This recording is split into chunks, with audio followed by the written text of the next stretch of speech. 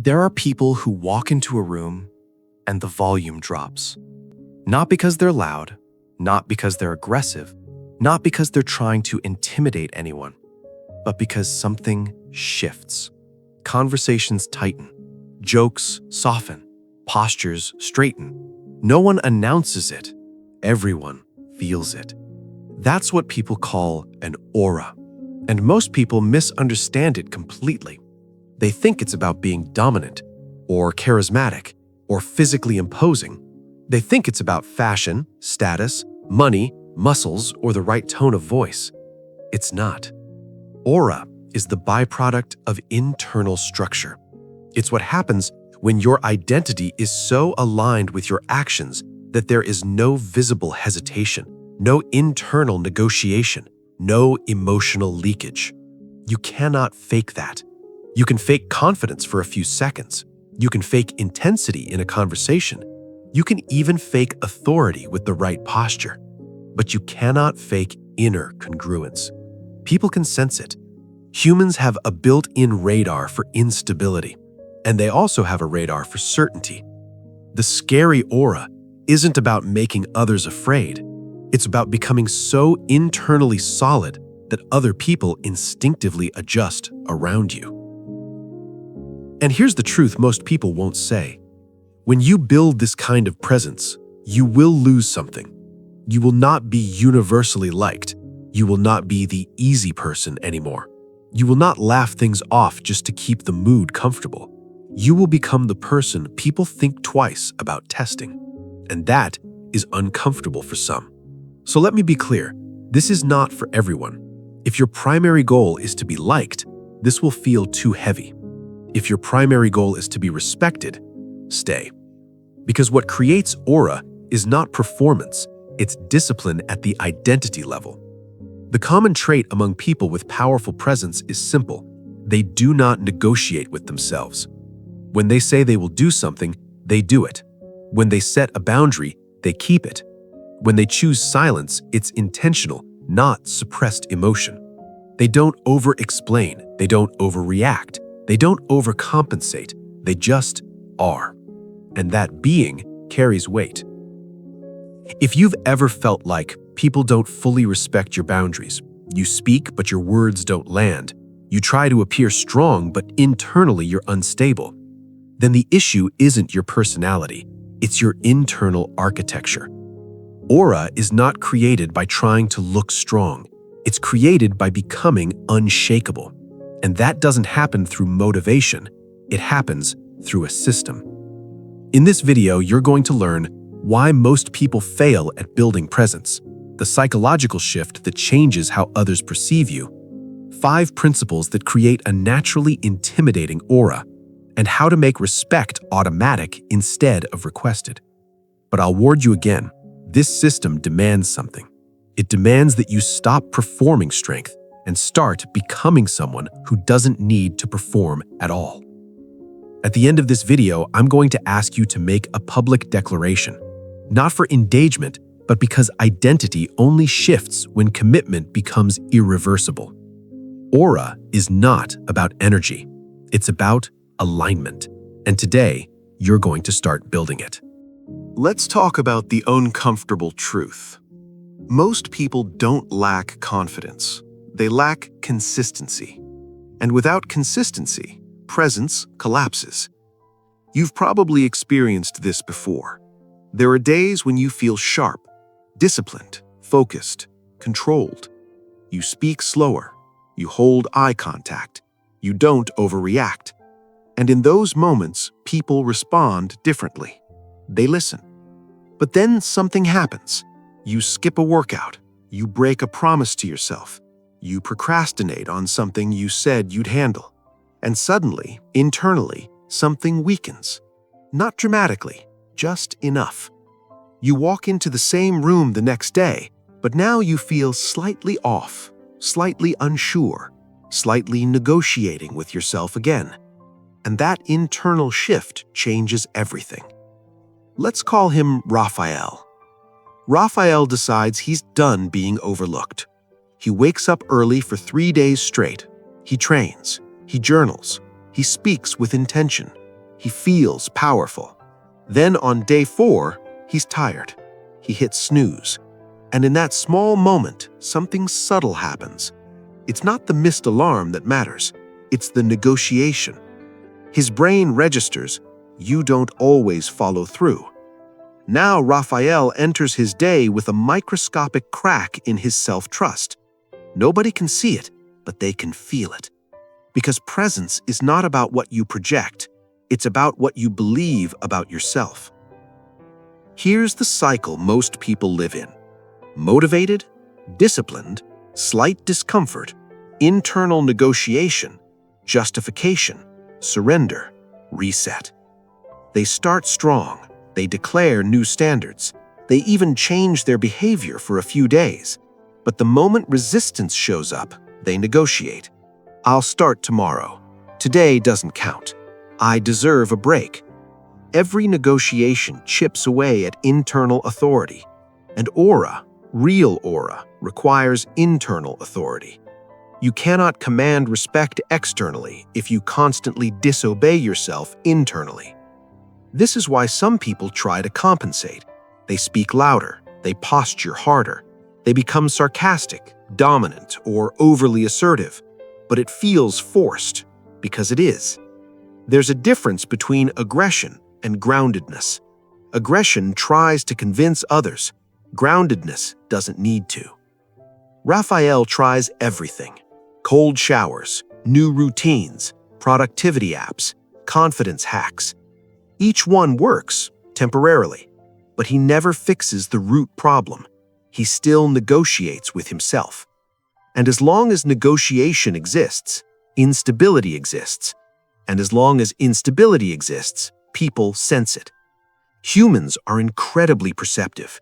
We pick up micro-hesitations, micro-expressions, micro-delays in speech. When someone internally doubts themselves, their body leaks it. Their tone shifts, their eye contact flickers, their energy fragments. Aura collapses in fragments. So the real problem isn't that people don't know what to do. It's that they don't maintain identity long enough for it to harden. They try to act confident instead of becoming congruent. They try to perform strength instead of building self-trust. And without self-trust, presence is unstable. If you don't fully believe your own words, why would anyone else? The scary aura isn't about intimidation. It's about the absence of internal contradiction. And most people live in constant contradiction. They promise, they break it, they reset, they repeat, until they start to see themselves as someone who tries, not someone who is. And that's the fracture. Before you can build presence, you must eliminate negotiation. Because the moment you stop bargaining with yourself, your energy changes, and people notice. In the next section, we begin the shift, not from motivation, but from identity. If you want an aura that feels unshakable, you have to understand this. Promises are fragile. Identity is not. Most people operate at the level of intention. I'll wake up early. I'll be more disciplined. I'll stop reacting emotionally. I'll become more confident. That language already contains weakness. I'll try. I'll start. I'll become. Those are future-based statements, and the future is easy to postpone. Identity is different. Identity is present tense. I am. That shift sounds small. It isn't. There's a concept in Zen practice often described as practice without gaps. The idea is simple. Once you step into a role, you don't step out of it. Not depending on mood, not depending on convenience. You don't try to be disciplined. You are someone who executes. And here's where most people misunderstand identity. They think identity is something you wait to earn. I'll call myself disciplined once I prove it. Wrong. Identity is chosen first, proven second. Every powerful shift in behavior begins with a declaration, not a quiet wish, a declaration. There are two types of commitments: reversible commitments, irreversible commitments. A reversible commitment sounds like this: I'm going to start working out. If it fails, no one notices. You can reset silently. An irreversible commitment sounds like this: I am someone who trains every day. Now your behavior either aligns or it creates internal friction. That friction is powerful because once identity is declared, your brain seeks congruence. Humans are wired to avoid cognitive dissonance. When your actions contradict your declared identity, it feels uncomfortable. That discomfort can either break you or forge you. This is why public declaration matters. When you state something out loud, not casually, but intentionally, you raise the psychological cost of inconsistency, not for attention, for alignment. When you say, I am not someone who disrespects my own word, now every small decision carries weight. You're no longer deciding whether to wake up early. You're deciding whether you are who you said you are. That changes the stakes. Raphael's mistake wasn't that he lacked discipline. It's that he never shifted identity. He kept saying, I'm trying to become more consistent. So when he failed, it didn't challenge his identity, it reinforced it. He was someone who tries. Trying has no aura. Being does. The moment you shift from I will try to be calm to I am composed, your posture changes. The moment you shift from I'll work on confidence to I am grounded, your tone changes. Because identity informs behavior at a subconscious level. When something threatens a goal, you negotiate. When something threatens identity, you defend it. That's the power. Aura begins when your behavior becomes non-negotiable because your identity is non-negotiable. You don't wake up and ask, do I feel like being disciplined today? A disciplined person doesn't ask that question. You don't ask, should I maintain my boundaries? A person with strong identity doesn't debate boundaries. They enforce them naturally. The shift is subtle, but once you cross it, people feel it. They sense certainty, and certainty is rare. Most people are fluid, reactive, adjustable. When you become identity-driven instead of mood-driven, you become solid, and solidity is intimidating, not because you're aggressive, but because you are internally aligned. In the next section, we eliminate the second source of instability, time-based negotiation, because identity without structure still collapses, and structure begins with removing the question of when. Once identity is declared, there's still one silent killer left: time negotiation. Most people don't fail because they lack intention. They fail because their execution floats. I'll do it later. I'll train sometime today. I'll handle it tonight. Sometime is where discipline goes to die. If you want an aura that feels stable, you cannot allow your standards to depend on shifting hours, because every time you decide when, you drain authority. There's a psychological concept called decision fatigue. The more decisions you make, the weaker your later decisions become. And most people burn their discipline before noon. They decide when to wake up, when to check their phone, when to start work, when to train, when to reflect. By the time resistance hits, their willpower is already exhausted. Strong presence comes from reducing internal debate, and one of the fastest ways to reduce debate is to eliminate the when variable. There must be a non-negotiable hour, not a preferred hour, not a flexible window, a fixed point. It doesn't have to be 5 a.m., but it has to be precise, because precision removes negotiation. When the clock hits that hour, the action begins. No evaluation, no emotional check-in, no internal vote. Raphael's problem wasn't that he lacked motivation, it's that every morning was a fresh decision. Alarm rings, now he evaluates. Am I tired? Did I sleep enough? Is today important? That evaluation erodes identity, because identity should not be up for discussion every morning. Imagine someone who says, I am disciplined, but negotiates their wake-up time daily. The body knows the truth, and the body leaks it. But when a time becomes sacred, something shifts. Your brain starts to anticipate it. Habits anchor to rhythm. The human nervous system prefers patterns, it resists volatility. When your actions occur at a fixed hour, your brain begins preparing for them automatically. This reduces friction. Friction is the enemy of aura because friction creates hesitation, and hesitation is visible. Think about the people who feel grounded. They don't look rushed. They don't look uncertain. They don't look like they're scrambling to catch up with themselves. That groundedness often comes from structure. Structure builds internal certainty, and certainty projects externally. When you eliminate when, you eliminate one of the largest sources of self-doubt. You are no longer asking, should I? You are responding to a system. Systems are powerful because they bypass emotion. Emotion fluctuates. Identity reinforced by structure does not. This is why a fixed hour is more powerful than motivation. Motivation rises and falls. Time remains. When your discipline is tied to mood, it breaks.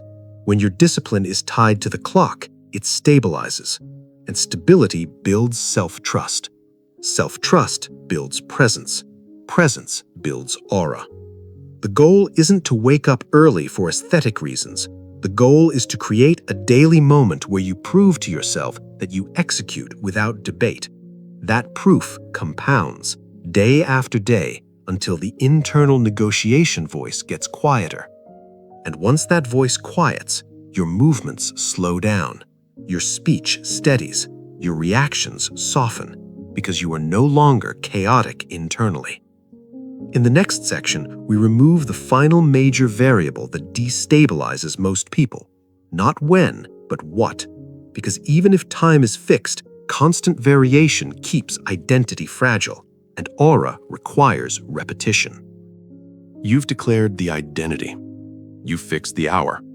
Now we remove the final excuse. What should I do today? This question sounds harmless. It isn't. Because every time you change the method, you reset friction. Most people sabotage consistency not because they're lazy, but because they keep optimizing. New workout plan, new productivity system, new meditation style, new morning routine. They chase novelty and call it growth. But novelty is stimulating, repetition is stabilizing. An aura is built on stability. If your behavior changes every week, your nervous system never settles into automatic execution. There's a part of your brain responsible for habit automation, the basal ganglia. Its job is to take repeated behaviors and run them without conscious effort. But it only takes over when repetition is consistent. If the method keeps changing, automation never happens. And if automation never happens, discipline always feels heavy. Heavy discipline leaks. Light discipline radiates. Raphael made this mistake constantly. One week it was intense strength training. The next week it was running, then mobility, then a new online challenge. He wasn't inconsistent, he was unstable. Every change required new decisions, new planning, new emotional engagement, and decision-making drains authority. If you want an intimidating aura, your core ritual must be boring. Yes, boring. Because boring removes drama. Let's say your fixed ritual is simple. 20 push-ups, 10 minutes of meditation, 10 pages of reading. That's it. No variation, no upgrades, no personalization. Same sequence every day. Rain, travel, stress, low mood, doesn't matter. The power isn't in the intensity, it's in the repetition. After about 60 to 70 days of uninterrupted repetition, something changes neurologically. The ritual no longer feels like effort, it becomes default. And when something becomes default, your internal negotiation decreases dramatically. You stop asking, do I feel like it? Because it no longer requires feeling, it requires execution. Execution without friction builds self-trust faster than intensity ever could. This is why high-performing individuals often have extremely simple routines. They reduce cognitive load, they reduce decision points, they protect their energy for larger battles. Most people think aura comes from complexity. It doesn't. It comes from controlled repetition. When your body knows exactly what happens at a specific hour with zero variation, you start moving differently. Your mind stops scattering. You become predictable to yourself. And predictability to yourself creates psychological safety. Psychological safety creates calm. Calm is powerful. Unpredictable people feel unstable. Stable people feel dangerous. Not dangerous in aggression, dangerous in certainty. If someone knows you execute the same core standard every single day, regardless of circumstance, they subconsciously register you as reliable. Reliable people don't need to talk much. Their consistency speaks.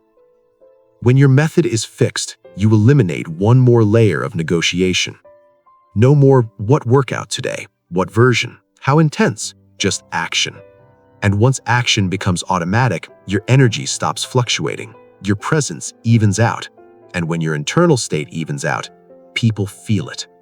In the next section, we address the principle that separates temporary discipline from long-term identity. No gaps. Because even a powerful ritual collapses if you allow breaks, and aura cannot survive interruption.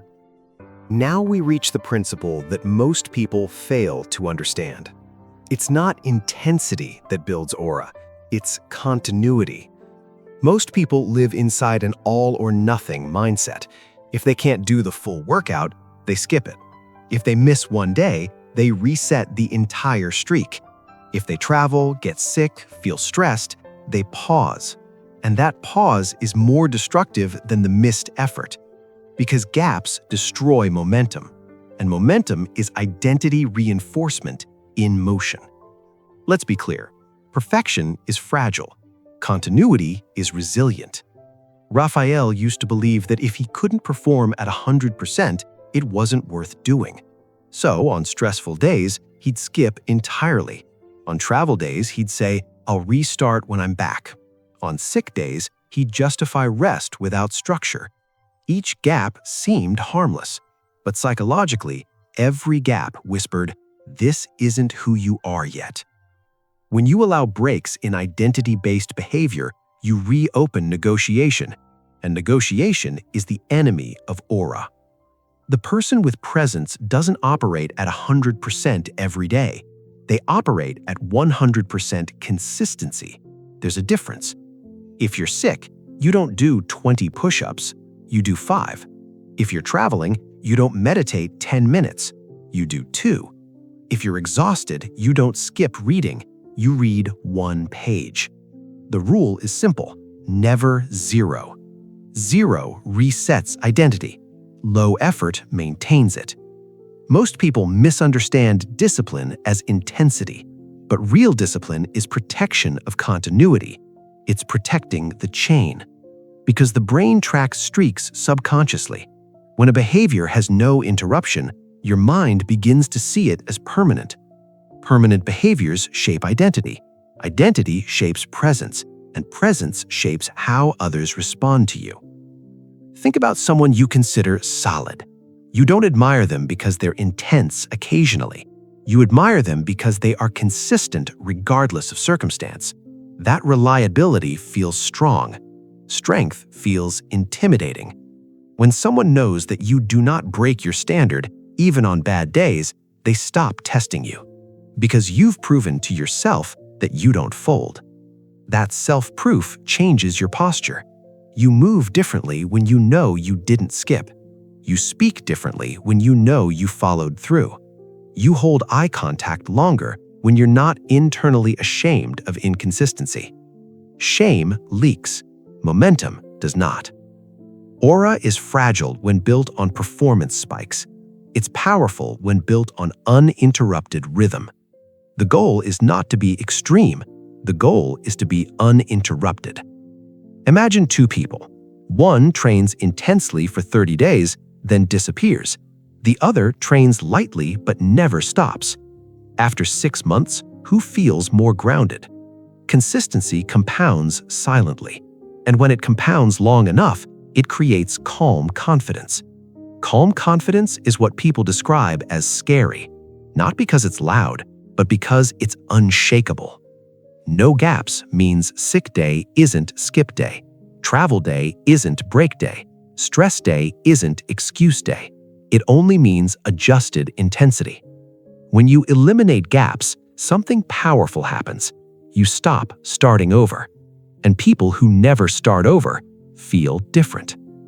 In the next section, we remove the final threat to continuity, unexpected chaos, because even strong systems collapse without pre-solution, and aura cannot depend on luck. Up to this point, you've built identity. You've fixed the hour. You've fixed the method. You've eliminated gaps. Now we deal with the final enemy, chaos. Because life will test your structure, not when you're motivated, not when you're clear-headed, but when you're tired, emotional, overwhelmed. And in those moments, you don't rise to your intentions, you fall to your preparation. Most people rely on willpower in stressful situations. That's why they collapse. They assume that when pressure hits, they'll decide correctly. But stress narrows thinking. It reduces cognitive bandwidth. It amplifies impulse. When cortisol rises, long-term identity weakens and short-term comfort wins. That's biology. So if you wait until chaos arrives to decide how you'll respond, you've already lost. Pre-solution means this: you decide your reaction before the problem exists, not vaguely, specifically. If I sleep late, I still complete the ritual immediately upon waking. If I travel, I perform the shortened version before leaving the hotel. If I feel emotionally triggered, I pause for 60 seconds before speaking. You script your behavior in advance. This removes real-time negotiation, and negotiation is where identity fractures. Raphael's old pattern was predictable. He was strong when things were smooth, but when stress hit, deadlines, arguments, unexpected travel, he defaulted to comfort, and afterward he felt weak, not because of the stress, but because of the inconsistency. Each chaotic moment became a test he hadn't prepared for, and unprepared tests expose instability. Pre-commitment changes that. When you design if X, then Y responses ahead of time, you eliminate the emotional decision. The moment X happens, Y executes. No debate, no analysis, no justification. This builds something rare: automatic resilience. And automatic resilience creates calm under pressure. Calm under pressure feels dangerous, not explosive, not dramatic, stable. When someone tries to provoke you and you don't react impulsively, that's aura. When plans change and you don't spiral, that's aura. When stress hits and your standards remain intact, that's aura. Most people are reactive. Reactive people are readable. Readable people are predictable. Predictable weakness invites testing. But when your behavior under stress is pre-designed, you become difficult to shake. That unpredictability of stability is intimidating, because people cannot locate your breaking point easily, and that's what creates psychological weight. Pre-solution is not about paranoia. It's about respecting reality. You will get tired. You will get emotional. You will face resistance. The question isn't if, it's when.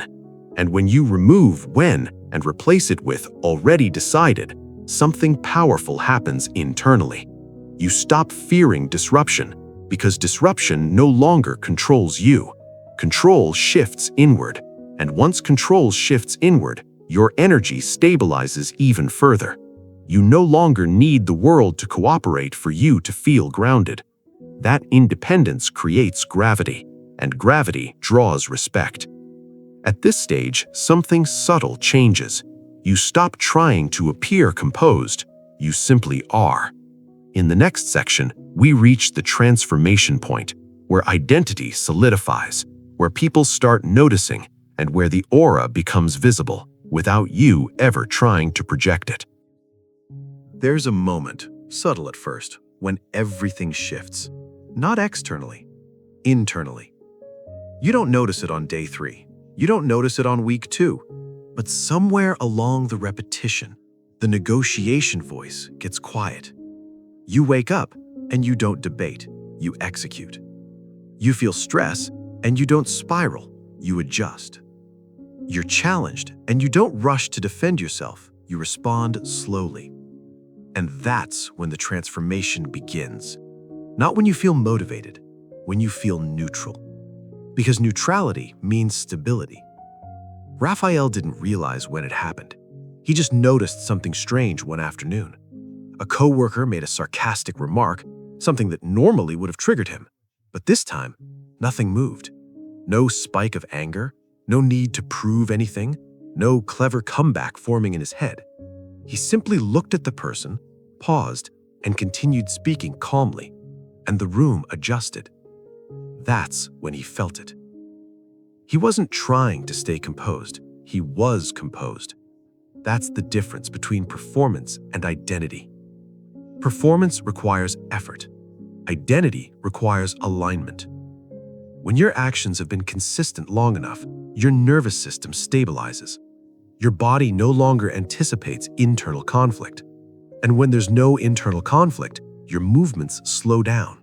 You speak less, but your words carry more weight. You stop explaining yourself excessively because you don't feel the need to convince. You stop chasing approval because your self-trust is intact. And people feel that. They might not know why they feel it, but they do. They start choosing their words more carefully around you. They stop interrupting you as often. They hesitate before crossing boundaries, not because you threaten them, but because you radiate certainty. Certainty is rare. Most people are fluctuating internally. They doubt themselves. They question their decisions. They break their own standards quietly. That instability creates micro-tension, and others sense it.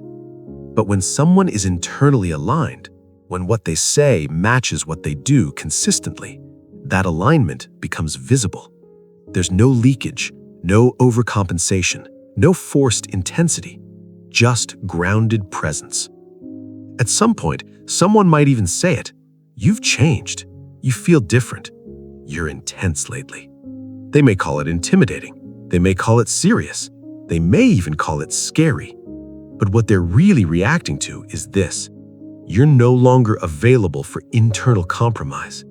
You don't laugh to diffuse disrespect. You don't bend to avoid discomfort. You don't perform confidence. You are steady. And steadiness feels powerful in a chaotic world. Here's the irony. The more stable you become, the less you care about appearing strong, because you don't need to project anything. Your system handles it. You don't chase aura. Aura becomes the byproduct. You don't dominate rooms. You anchor them. You don't intimidate through aggression. You intimidate through self-control. And self-control is rare enough to feel dangerous. This is the rebirth moment, the shift from "I'm trying to build presence" to "I am someone who cannot be shaken easily." That identity changes how you move through the world. And once that shift locks in, you don't go back, because going back would feel like self-betrayal. In the final section, we seal it, not with motivation, with declaration, because identity solidifies when it's spoken. Now we seal it. Not with hype, not with motivation, with commitment. Because everything you've heard means nothing if it stays theoretical. Aura is not built by understanding principles. It's built by embodying them long enough that they become irreversible. Right now, you have two options. You can close this video, feel temporarily inspired, and return to negotiation tomorrow. Or you can decide that from this moment forward, something shifts. Not dramatically, not theatrically, structurally. The difference between people who build intimidating presence and those who don't is simple. One group keeps information private. The other makes identity public. When you declare something internally, you can quietly break it. When you declare something externally, you raise the cost of inconsistency. That cost is useful because identity solidifies under pressure. So here's the question. Who are you now? Not who you hope to become, not who you're working on being. Who are you starting today? Are you someone who negotiates with yourself, or someone whose word carries weight? Are you someone whose standards fluctuate with mood, or someone whose standards are anchored to structure? You don't build a scary aura by trying to look intense. You build it by becoming internally non-negotiable. And that begins with a declaration. Not vague, specific. I am someone who executes at 6 a.m. daily. I am someone who does not break my word to myself. I am someone who maintains composure under pressure. Choose one. One identity, one fixed hour, one fixed ritual, one non-negotiable standard. Don't overcomplicate it. Complexity is avoidance disguised as ambition. Simplicity is power. And here's the key. You don't need to convince anyone. You don't need to announce it loudly in your real life, but write it, type it, state it clearly. Because once words are formed, they shape behavior. The moment you say, "This is who I am," your future decisions reorganize around that sentence. And from there, momentum compounds.